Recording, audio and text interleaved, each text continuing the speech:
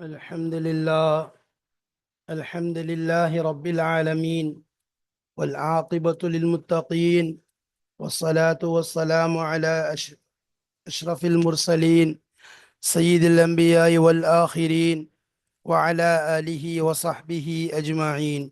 أما بعد، فقد قال جل وعلا في كتابه العزيز بعد أعوذ بالله من الشيطان الرجيم. بسم الله الرحمن الرحيم. هو الذي أرسل رسوله بالهدى ودين الحق ليظهره على الدين كله وكفى بالله شهيدا. صدق الله مولانا العظيم. சங்கைக்குரிய அல்லாஹுவின் நல்லடியார்களே, அன்பும் பாசமும் நிறைந்த மாணவ சகோதர சகோதரிகளே, அல்லாஹுடைய அருளினால் அவனின் கிருபையினால் நாம் முக்தாராத் மின் அதபில் அரபி என்ற பாடத்தை படித்து வருகிறோம். அரபி இலக்கியத்திலிருந்து உள்ள கிதாபான முக்தாராத்தை நாம் படித்து வருகிறோம். இதிலே பல கிதாபுகளுடைய கட்டுரைகள் ஒன்று சேர்க்கப்பட்டு மிக அழகான முறையிலே, தெளிவான முறையிலே நமக்கு தரப்பட்டுள்ளது. இந்த கிதாபை படிப்பதன் மூலம் நாம் அரபி இலக்கியங்களுடைய பல கோணங்களை தெரிந்து கொள்ளலாம். பல நூல் ஆசிரியர்களை, பல கட்டுரை ஆசிரியர்களுடைய கட்டுரைகளின் போங்குகளை, அதன் நடைமுறைகளை தெரிந்து கொள்ள முடிகிறது. அது மட்டுமல்லாமல் இதன் மூலம் அரபி மொழியினுடைய வளத்தை நாம் வளர்த்து கொள்ளலாம்.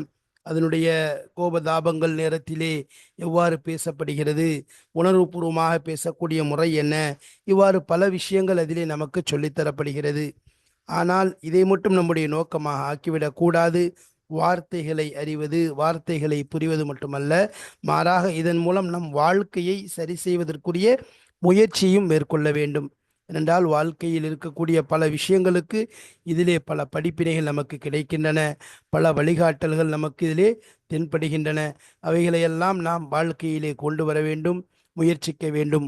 எது ஒன்று ஏவப்படுகிறதோ அதை நாம் முறையான முறையிலே செய்ய வேண்டும். எவைகள் தடுக்கப்படுகின்றதோ அதை விட்டு முழுமையாக தவிர்ந்து கொள்ள வேண்டும்.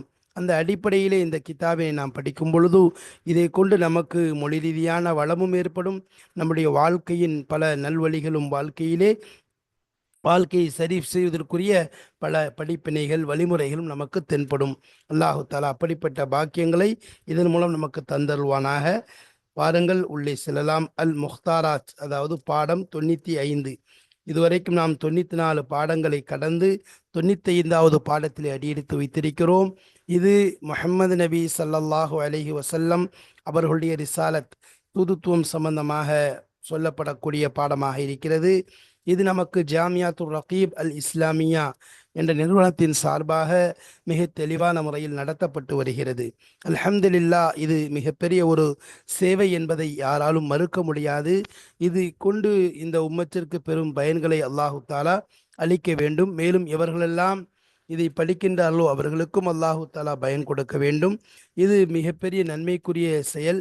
எனவே நன்மையில் ஒன்று சேருவோம், முந்திக்கொள்வோம். இந்த சேவைகள் எவ்வித தொய்வின்றி தொடர்ந்து நடைபெறுவதற்காக துவா செய்யுங்கள். இன்னும் நமது ரகீப் கல்வி அறக்கட்டளைக்கு ஆதரவு தாருங்கள். தங்கள் ஆதரவுகளை, தங்களுடைய கருத்துக்களை பதிவு செய்வதன் மூலமாக தரலாம். அதேபோல் தங்களுடைய துவாக்களில் இதனுடைய முன்னேற்றத்திற்காக வேண்டி, இதில் உள்ளவர்களுடைய இஹ்லாஸிற்காக வேண்டி, இதன் மூலம் இம்மை மறுமையிலே மிக பெரும் பயன்களை அடைய வேண்டும் என்பதற்காக துவா செய்யுங்கள். அது மட்டுமல்லாமல் அல்லாஹு தாலா தங்களுக்கு வழங்கியுள்ள பொருட்செல்வங்களை நன்கொடைகளாக கொடுப்பதன் மூலம் இந்த நிறுவனத்திற்கு உதவி செய்யலாம். அதற்காக வேண்டி அக்கௌண்ட் டீட்டெயில்ஸ் கொடுக்கப்பட்டு இருக்கிறது. எவர்கள் தங்கள் நன்கொடைகளை வழங்க நினைக்கின்றீர்களோ அவர்கள் இதன் மூலம் அனுப்பி கொள்ளலாம். அதேபோல் கியூஆர் ஸ்கேனரும் கொடுக்கப்பட்டுள்ளது. எனவே தாங்கள் நன்கொடைகளை அனுப்பி அல்லாஹுடைய திருப்தியை, அருளை பெற்றுக்கொள்ளுங்கள். அப்படிப்பட்ட உயரிய பாக்கியங்களை அல்லாஹ் நம் அனைவருக்கும் தந்தருள் புரிவானாக. ஆமீன் யா ரப்பல் ஆலமீன். வாருங்கள், இப்பொழுது நாம் பாடத்திற்குள் செல்லலாம். பிஸ்மில்லாஹிர் ரஹ்மானிர் ரஹீம். ரிசாலத்து முஹம்மதின் ஸல்லல்லாஹு அலைஹி வஸல்லம் லிஷேഖி முஹம்மதி அப்திஹி என்பதாக சொல்லலாம். அதாவது ரசூலுல்லாஹி முஹம்மது ஸல்லல்லாஹு அலைஹி வஸல்லம் அவர்களின் தூதுத்துவம், பார்ட் 1, முதலாவது பகுதியை படிக்க போகிறோம். நபி ஸல்லல்லாஹு அலைஹி வஸல்லம் உடைய தூதுத்துவம் சம்பந்தமாக இதில் வரக்கூடிய விஷயங்கள் என்ன என்பதைத்தான் இதில் நாம் பார்க்க இருக்கிறோம். அதற்கு முன்பாக பல பிடிகள் பல விஷயங்கள் சொல்லப்படும். அதை நாம் நன்கு கவனித்தால்தான் அதனுடைய கடைசி முடிவு இதனுடைய முழு பாடத்தினுடைய அந்த விஷயங்களையும் புரிவது லேசாக இருக்கும். பாருங்கள், இதிலே சொல்லப்படக்கூடிய விஷயங்களை பார்ப்பதற்கு முன்பாக நாம் இந்த நூல் ஆசிரியரை பற்றி நாம் தெரிந்து கொள்வோம். ஷேக் முஹம்மது அப்தி என்பவர்தான் இதை எழுதியிருக்கிறார்கள். அதாவது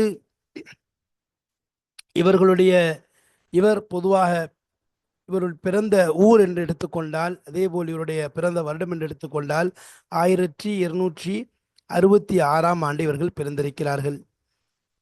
இவர்கள் விவசாயிகளுடைய குடும்பத்தினுடைய பிறந்தவராக இருக்கிறார். விவசாய குடும்பத்தில் பிறந்தவர் இவர். ஜாமில் அஸ்ஹர் என்று சொல்லப்படக்கூடிய, அதாவது மிஸ்ர் கெய்ரோவில் இருக்கக்கூடிய அந்த யூனிவர்சிட்டியில் அவங்க கல்வியை கற்றுக்கொண்டாங்க.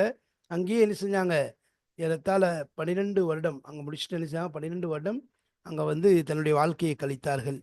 அதேபோல் தன்னுடைய ஷஹாதத், அதாவது ஆலிமியத்துடைய அந்த சனதையும் அங்குதான் பெற்றார்கள். அதற்கு பிறகு அவர்கள் ஷேக் ஜமாலுத்தீன் அல் அஃப்கானி என்று சொல்லப்படக்கூடியவருடன் தன்னை இணைத்து கொண்டார்கள். அவர்களோடு இருந்தாங்க. அப்போ அவருடைய சிந்தனைகளை இவர்கள் தன்னுடைய சிந்தனையாக்கி கொண்டாங்க. அவர்களுடைய விஷயங்களை அப்படியே என்ன செஞ்சுக்கிட்டாங்க, இவங்க அப்சர்வ் பண்ணி இவங்க தன்னுடைய வாழ்க்கையை அமைத்து கொண்டார்கள். அது மட்டுமல்லாமல் இவர்கள் தத்ரீஸில் பாடம் நடத்துவதில் அதே போன்று பல பணிகளை பொறுப்பெடுத்து செய்தார்கள். இவர்கள் இடையிலே ஒரு சின்ன ஒரு புரட்சி செய்ததன் காரணமாக 3 ஆண்டுகள், அதாவது இவர்கள் அதற்காக என்ன செய்யப்பட்டாங்க, நாடு கடத்தப்பட்டார்கள். அங்கே 3 ஆண்டுகள் அவங்க எங்கே இருந்தாங்க, அதுக்கு பிறகு லெபனான் என்று சொல்லப்படக்கூடிய பைரோத்தில் இருந்தாங்க. அங்கே ஹசரத் உஸ்தாத் ஜமாலுத்தீன் ரஹமத்துல்லா அலி அவர்கள் வந்து என்ன செஞ்சுட்டாங்க, இவங்களை அழைச்சி கொண்டாங்க, வாங்கன்னு சொல்லி கூப்பிட்டாங்க.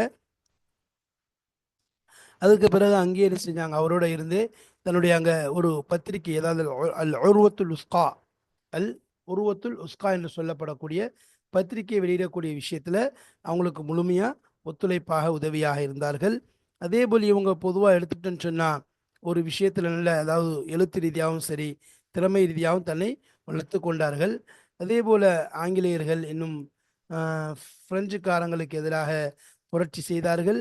அந்த புரட்சியினுடைய முடிவு 18 வருடங்களுக்கு பிறகு தீர்ப்பளிக்கப்பட்டது. அது வரைக்கும் இவங்க என்ன செஞ்சாங்க, கடுமையான முறையில் பாடுபட்டாங்க. அதே மாதிரி இவர்கள் தன்னுடைய அந்த இஸ்லாமிய உலகிற்கு இவருடைய முழு சிந்தனையையும் முழு விஷயங்களையும் பரப்பினார்கள். அதற்கு பிறகு என்ன செஞ்சாங்க, ஒரு பெரிய ஒரு ஆலிமாக, ஒரு நல்ல கல்வி கற்கக்கூடியவராகவும் கற்றுக் கொடுக்கக்கூடியவராகவும் ஆலிமாவும் முஅல்லிமாவும் இருந்தாங்க. அதே போல் இவங்க பலாகத்துடைய இந்த போங்கனுடைய விஷயத்தில் அதை விளக்கக்கூடியது, அதே மாதிரி பதியா பல விஷயங்கள் காலத்தின் நூதனங்களை அறிந்து செயல்படக்கூடியவர்கள். அதே போல் தங்களை முழுமையாக என்ன செஞ்சாங்க, இல்முக்காக வேண்டிய ஒதுக்கி கொண்டார்கள். அதுக்கு பிறகு என்ன செஞ்சாங்க, மிஸ்ரின் பக்கம் சென்றார்கள். மிஸ்ருக்கு போனோன்னு அங்கே போய் கலாவுடைய, அதாவது தீர்ப்பளிக்கக்கூடிய அந்த காதியினுடைய பொறுப்புகளை தெளிவானவர்களை செஞ்சாங்க. அங்கே மிக முக்கியமான ஒரு முஃப்தியாகவும், அதே போல் அங்கே ஒரு ஷூரால அங்கே உள்ள, அதாவது அந்த நாட்டினுடைய அந்த ஒரு பொறுப்பு, நாட்டினுடைய அந்த ஷூராவினுடைய அந்த மஜ்லிஸில் இவங்க என்ன செஞ்சாங்க, ஒரு உறுப்பினராக, முக்கியமான ஒரு உறுப்பினராக இருந்தார்கள். அங்கு அஸ்ஹர் யூனிவர்சிட்டியை வந்து சரி செய்கிற விஷயத்திலையும், அதில் உள்ள அந்த தாலீமுடைய அந்த நஹஜ் அதனுடைய அமைப்புகளை சரி செய்கிற விஷயத்திலையும், அதே போல் அவனுடைய சிந்தனைகளை சரியாக, அதாவது அரசியல் ரீதியான சிந்தனைகள், அமல் ரீதியான சிந்தனைகள், அதே போல் நாட்டை, அதாவது எதிரிகளிடமிருந்து பார்க்கக்கூடிய விஷயம், பாதுகாக்கக்கூடிய விஷயத்தில் உள்ள அதனுடைய சிந்தனைகள் எல்லாம் என்ன செஞ்சாங்க, தெளிவான மக்களுக்கு எடுத்து கூறினார்கள். அதே போல் அதாவது அரபி மொழியில் எடுத்துக்கிட்டோன்னு சொன்னால் இவங்க அதனுடைய போங்க சரி செய்கிற விஷயத்தில் தன்னை முழுமையாக ஈடுபடுத்தி கொண்டார்கள். அதற்கு பிறகு முன்னோர்களுடைய கித்தாபுகள், அதாவது பல கஷ்டமான நூதனமான கித்தாபுகள் இருக்கிறது அல்லவா, அதையெல்லாம் எனது தத்ரீஸ் பண்ணும்படியாக அழைக்கப்பட்டாங்க. அதை சரி செஞ்சு பாடம் நடத்துறதுக்கு திறமையான ஒரு ஆள் என்பதாக இவர்கள் அழைக்கப்பட்டார்கள். இவங்க அதாவது லுகத்துடைய அதபு ரீதியாக, இலக்கிய ரீதியாகவும் மொழியில் புலமை வாய்ந்தவர்களாக இருந்தாங்க. அதே மாதிரி மிஸ்ரில் முக்கியமான அந்த விஷயத்தில் இருந்தாங்க. அதே மாதிரி கித்தாபுகளை கோர்வை செய்கிற விஷயம், அதை எழுதுகிற விஷயம், அதை அழகு செய்கிற, அதை வந்து தெளிவான அழகான கோர்வையாக்குற விஷயம் எல்லாத்துலேயுமே இவங்க முக்கியத்துவம், அதாவது முழுமையாக அதில் ஈடுபட்டிருந்தாங்க. இதற்கு இவங்களுக்கு பின்னாடி தங்களுடைய அந்த சிந்தனை, அதாவது மாறுபட்ட, அதாவது தன்னுடைய அந்த முழு சிந்தனையும் கொண்ட மதரசாவை என்ன செஞ்சாங்க, உருவாக்கினார்கள். இவர்கள் இறந்த வருடம் என்று எடுத்துக்கொண்டால் 1905ஆம் வருடம் என்ன செஞ்சாங்க, வஃபாத் ஆகுறாங்க. இப்போ பிறந்தது 1266 பிறக்கிறாங்க. மௌத்தாகிறது இப்போ இங்கே 1266ங்கிறது ஹிஜ்ரியுடைய டேட் சொல்கிறாங்க. இங்கே 1905 என்பது மீலாத், அதாவது ஆங்கில வருடத்தை சொல்கிறாங்க. அப்போ 1266 கணக்குப்படி பார்த்தா ஆங்கில வருடம் 1850ஆம் ஆண்டு. அப்போ இறந்து போகிறது 1905. அப்போ 55 வருடங்கள் இவர்கள் வாழ்ந்திருக்கிறார். இவங்க மௌத்தாப்பும் இவங்களுடைய வயசு 55 இருக்கிறது. பாருங்கள், இப்பொழுது பாட சுருக்கத்தை பார்க்கலாம். பாடத்திற்குள் செல்வோம், வாருங்கள் பார்ப்போம். இதுல ரசூலுல்லாஹி ஸல்லல்லாஹு அலைஹி வஸல்லம் அவர்கள் அவங்க சம்பந்தமா சொல்றாங்க, அதாவது அந்த ரிசாலத் சம்பந்தமா பேசப்படுது. பொதுவாக இங்கே சுருக்கம் என்ன சொல்ல வராங்கன்னா, 2 பேரரசுகள் 2 இருந்துச்சு. ஒன்று ரோம பேரரசு, இன்னொன்று பாரசீக பேரரசு. அந்த 2 என்ன செஞ்சுட்டு இருந்தாங்க, ஆரம்பத்திலிருந்து சண்டையிட்டு கொண்டே இருந்தாங்க. தொடரான சண்டை அவங்களுக்கு மத்தியில். அவங்களால என்ன செஞ்சு முழு உலகத்திலையும் ரத்தம் ஓட்டப்பட்டு கொண்டு இருந்துச்சு. சக்திகள் பலகீனமாயிட்டு இருந்துச்சு. அதே மாதிரி என்னது, உலகம் ஃபுல்லாக ஒரு அநியாயத்துடைய இருள் சூழ்ந்திருந்துச்சு. இப்படி ஒரு பக்கம் இருக்க, ஆனால் அரசர்களுடைய இன்னும் தலைவர்களுடைய தளபதிகளுடைய, அதாவது படை நடத்தக்கூடிய அது மாதிரி மார்க்க அறிஞர்கள், ஒவ்வொரு சமுதாயத்துடைய மார்க்க தலைவர்களிடமிருந்து அவர்களுடைய விஷயங்கள் எடுத்துக்கிட்டா, அவங்களுடைய கோட்டைகள் எடுத்துக்கிட்டா இதனுடைய எந்த அசராத்துமே இல்லை. மாறாக அவங்களுடைய கோட்டைகள் எடுத்துட்டோன்னு சொன்னால் எல்லா விதமான ஆடம்பரம், அலங்காரம், மீன் விரயங்கள், அதே போல் பெருமை, தவறான விஷயங்களை கொண்டு, பாத்திலான விஷயங்கள் கொண்டு பெருமை அடிக்கிறது, என்னென்ன உலகத்துடைய இன்பங்கள் இருக்குதோ அத்தனையும் அவங்களுடைய கோட்டைகளில் இருந்துச்சு. அதுக்கு எந்த விதமான ஹத்து அளவு கிடையாது, அந்த அளவுக்கு இருந்துச்சு. அப்போ அதே போல் இவங்க ஒரு நிலையிலே நிற்கலை, பெருமை அடிக்கிறத கூறிக்கிட்டே போனாங்க. அப்போ இதனால் என்ன செஞ்சாங்க, பொதுமக்கள்கிட்ட வரிகளை அதிகப்படுத்துகிற விஷயங்களை, அவங்கள மக்களை கஷ்டப்படுத்த, அவங்கள ரொம்ப என்ன செஞ்சாங்க, பாரமாக்கி சுமையாக்கிட்டாங்க. இப்போ எந்த அளவுக்குன்னு அவங்க கையில் வரதை ஃபுல்லாக என்ன செஞ்சுட்டு இருந்தாங்க, பிடுங்கி கொண்டு இருந்தாங்க. அது சக்தி உள்ளவனுடைய அதிகாரம் எப்படி இருந்துச்சுன்னு சொன்னால், பலகீனமானவனுடைய கையில் எது இருக்கோ அதை பறிக்கிறது. அதே மாதிரி அறிவாளியுடைய சிந்தனை எப்படி இருந்துச்சு, கொஞ்சம் பொடுபோக்காக இருக்கக்கூடிய, அசரித்தனமாக இருக்கக்கூடியவனுடைய அவங்கள்ட்ட இருந்து பிடுங்குறதுக்குரிய சூழ்ச்சியில் தான் இருந்துச்சு. இப்படி என்ன செஞ்சிச்சு, உங்களுடைய காலங்கள் கழிந்து கொண்டே போச்சு. அப்போ இவ்வளோ நடந்து கொண்டு இருந்தும் போதும் அந்த கூட்டத்தின் மீது என்ன ஆயிடுச்சு, வறுமையினுடைய அந்த அடிச்சுவடுகள், அதே போல் இழிவு, கேவலம், கோழைத்தனம், பயம், பதட்டம், இது எல்லாம் என்ன செஞ்சிருச்சு, பரவ ஆரம்பிச்சிச்சு. ஏன், பொருட்கள் அதே மாதிரி எனது உயிர்கள் மீது எந்த விதமான கேரண்டி, நிம்மதி, பாதுகாப்புடைய கேரண்டியே இழந்துருச்சு. எதுவுமே கொடுக்க முடியாத நிலையில் ஆகிட்டதுனால இந்த மாதிரி என்ன செஞ்சிருச்சு, பயமும் எல்லாமே பரவ ஆரம்பிச்சிருச்சு. அப்போ இதில் தலைவர்கள் என்ன நினைக்கிறாங்களோ அதுதான் நடந்துச்சு. ஏழைகள்கிட்ட, அவங்களுக்கு அல்லாதவங்கள்ட்ட அவங்க முழு அதிகாரத்தை செய்ய ஆரம்பிச்சிட்டாங்க. இந்த அளவுக்குன்னா பார்த்தோன்னு சொன்னால் இவங்க இந்த மக்களெல்லாம் பொம்மைகள் ஆயிட்டாங்க. திரைக்கு பின்னாடி இருந்து ஒருத்தர் விளையாட்டு காட்டும் போது இப்படி வெளியே இருந்து பார்க்குறவங்க ஏதோ மனுஷன் நினைப்பாங்கல்ல, அறிவாளின்னு, அந்த மாதிரி என்ன செஞ்சுட்டாங்க, அவங்கள செஞ்சாங்க பார்க்க. அந்த அளவுக்கு அவங்கள எப்படிலாம் நினைக்கிறானோ அப்படிலாம் சுற்ற ஆரம்பிச்சிட்டான், அவங்கள பாடாப்படுத்த ஆரம்பிச்சிட்டான். இதனால என்ன ஆயிடுச்சு, ஒரு அடிமைத்தனமான வாழ்க்கை வந்துச்சு ஒழிய தனி மனித சுதந்திரம் என்பது பறி போயிடுச்சு, இல்லாமல் போயிடுச்சு. அப்போ அவங்க என்ன நினச்சிட்டாங்க, தங்களை ஒரு ஆடு மாடுகள் மாதிரி நினச்சிட்டாங்க. அதாவது நம்ம உலகத்தில் படைக்கப்பட்டதே இவங்களுக்கு சேவை செய்கிறதுக்கு தான், இவங்களுக்கு பணி செய்கிறதுக்கு தாங்கிற அந்த நிலை. எப்படி ஆடு மாடு நினைக்கும், தங்களை யார் அதை உணவு போடுறான், அவனுக்காகத்தான் என்ன செய்ய தன்னுடைய வாழ்க்கையை ஆக்கி கொள்ளும். அவன் எதை நினைக்கிறானோ, அவனுக்கு என்ன இது பண்ணுறதோ அதுதான் என்னது இதனுடைய வேலையாக அந்த ஆடு மாடுகள் ஆக்கி கொள்ளுமே, கால்நடைகள். அதே போல் இவங்க தங்களை ஆக்கி கொண்டுட்டாங்க. அப்போ அதனால என்னது, இப்படி என்னது அவங்களுடைய மனவீழ்ச்சிகள் மீது, உண்மையின் மீது மனவீழ்ச்சிகள் மிகைக்க ஆரம்பிச்சிருச்சு. தலைவர்கள் என்ன செஞ்சாங்க, வழிகேடு, அதே மாதிரி அக்காயுதுகளையும் சரி, மனோவிசை மச்சை, அதே மாதிரி கொள்கைகளையும் மாறுபட ஆரம்பிச்சிட்டாங்க, இடம் மாறி போக ஆரம்பிச்சிட்டாங்க. இப்போ இதனால் நாளுக்கு நாள் இந்த நிலைகள் கூடிக்கொண்டே போக ஆரம்பிச்சுது. இவ்வாறு நிலை எவ்வாறு போய் கொண்டிருக்கிறது என்பதை இன்ஷா அல்லாஹ் அடுத்தடுத்த பாடங்களை நாம் காண இருக்கிறோம். பாருங்கள், இப்பொழுது பாடத்திற்குள் செல்வோம், இபாரத்துகளை காண்போம். அல்லாஹ் தஆலா விளங்கக்கூடிய பாக்கியத்தை தருவானாக. ஆமீன். பிஸ்மில்லாஹிர் ரஹ்மானிர் ரஹீம். ரிசாலத்து முஹம்மதின் ஸல்லல்லாஹு அலைஹி வஸல்லம் லிஷேഖி முஹம்மதி அப்தி. ஹஜ்ரத் ரசூலுல்லாஹி ஸல்லல்லாஹு அலைஹி வஸல்லம் உடைய தூதுத்துவம், நபித்துவம் சம்பந்தமாக பார்க்க போகிறோம். இது இந்த கட்டுரையுடைய ஆசிரியருடைய பெயராக இருக்கிறது. ரிசாலத்து தௌஹீத் என்ற கிதாபிலிருந்து இந்த கட்டுரை எழுதப்பட்டிருக்கிறது. பாருங்கள். கானத் தௌலத்தல் ஆலமி தௌலத்துல் ஃபுர்சி ஃபி ஷர்கி வ தௌலத்துர் ரோமானி ஃபில் கர்பி. கானத் தௌலத்தல் ஆலமி, உலகத்துடைய தௌலத்துகள், அதாவது 2 பேரரசுகள் ஆகியிருந்துச்சு. தௌலத்துல் ஃபுர்சி, பாரசீக பேரரசு, ஷரகி, கிழக்கு பகுதியில. தௌலத்துர் ரோமானி, ரோமானிய பேரரசு, ஃபில் கர்பி, மேற்கு திசையில இருந்துச்சு. ஃபி தனாசுஇன் வ தஜாலுதின் முஸ்தமிரின், அந்த 2 பேரரசுகளும் ஆகியிருந்துச்சு. தனாசுஇன் அப்படின்னா நாஸஅ யுனாஸிலிருந்து தனாஸஅ யதனாஸஉ முத்தனாஸிஉன் முத்தனாஸஉன் தனாஸுன், அதாவது முரண்பாட்டிலே, வாக்குவாதத்திலே என்பதாக சொல்லலாம். ஒருவருக்கொருவர் என்ன செய்யறது, எதிரும் புதிருமா இருக்கு. தஜாலுதீன், இன்னும் என்னது, சண்டையிடுவதில். தஜாலதை தஜாலதுன்னா ஒருவருக்கு சண்டையிடுவது. முஸ்தமிர், தொடரான, இன்னைக்கு நாளைக்கு தொடரா நடந்து கொண்டே இருந்துச்சு. திமா உன் பைனல் ஆலமீன மஸ்ஃபூகத்துன், உலகத்தார்களுக்கு மத்தியிலே ரத்தம் என்பது, ரத்தம் ஓட்டுதல், திமா ரத்தம் ஓட்டுதல் என்பது, மஸ்ஃபூகத்துன் ரத்தம் என்பது ஓட்டப்பட்டு கொண்டிருந்தது. சஃபக யஸ்ஃபகுன் அர்த்தம், யஸ்ஃபிகு, சஃபக யஸ்ஃபிகு. அப்போ மஸ்ஃபூக்குன் மஸ்ஃபூகத்துன், ரத்தங்கள் என்பது, திமாங்கிறது தம்முடைய பன்மை. ரத்தங்கள் ஓட்டப்பட்டு கொண்டிருந்தது. யாருக்கு மத்தியில, உலகத்தார்களுக்கு மத்தியில. குவன் மன்ஹூகத்துன், குவன் சக்திகள், ஆற்றல், கூவத்துக்கு பன்மை குவன். மன்ஹூகத்துன் நஹக என்ஹகு, நாஹிகுன் மன்ஹூகுன், மன்ஹூகத்துன் இந்த முஸ்ஸிஃபத்தாகிறதுனால குவன் ஜம்மனால மன்ஹூகத்துன் என்று வந்திருக்கு. மஃபூல் சிகாபு, சக்திகள் பலகீனமாக்கப்பட்டன.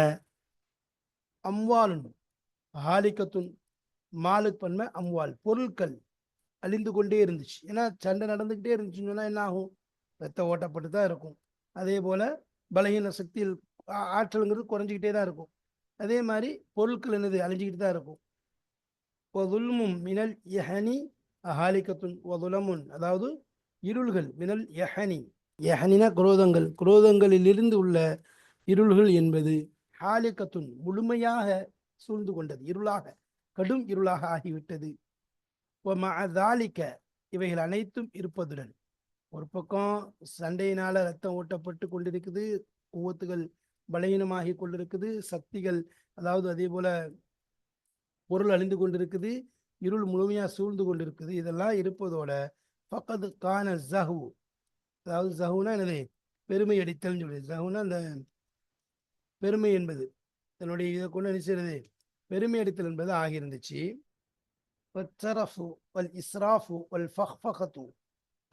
என்னது, அதாவது ஆடம்பரம் என்பதும், இஸ்ராஃப்னா வீண்விரயம் செய்தல் என்பதும், என்றால் பெருமை எடுத்தல், அதாவது அல் ஃபஹ்ரு பில் பாத்தில், என்ன, அல் ஃபஹ்ரு பில் பாத்தில், வீணானதை கொண்டு பெருமை அடிப்பது என்பதும். ஃபில் மலாதி பாலிகத்துன், அதாவது இன்னும் கலையாக கருதல், ஃபில் மலாதி, அதாவது பலவிதமான இன்பமான விஷயங்களிலே கலையாக இருப்பது என்பது பாலிகத்துன், அதாவது பாலிகத்தன், அதாவது அடைந்ததாக இருந்தது. பாலிகத்தன் என்னது, எட்டியதாக இருந்தது. ஹத்த மாலா யூசஃபு ஃபி குசூரி சுல்தானி சலாத்தீனி, ஹத்த அதாவது எல்லை எப்படிப்பட்டது, மாலா யூசஃபு எந்த, அது வர்ணிக்கப்படாத அளவிற்குரிய எல்லையை, ஃபி குசூரி சலாத்தீன், எங்க ஆயிருந்துச்சு இந்த பெருமையை அடிக்கிறது, வீண்விரயம் செய்யறதெல்லாம், சுல்தானுக்கு முன்னர் சலாத்தீன், அரசர்களுடைய கோட்டைகளிலே. ஒல் உமராயி, இன்னும் தலைவர்கள், அமீருக்கு பண்ண உமராக்கள், அதாவது உமராக்களுடைய தலைவர்களுடைய கோட்டைகளிலே. வல் குவாதி, காயிதுக்கு பண்ண குவாத், அதாவது அதிகாரிகள். குவாதுனா எனது படை தளபதிகளுக்கு சொல்றது, படைகளை வழிநடத்தி செல்லக்கூடியவர்கள். காதையாக்கோ இருந்தது காயித். அப்போ அதனுடைய அவர்களுடைய அந்த கோட்டைகளிலே.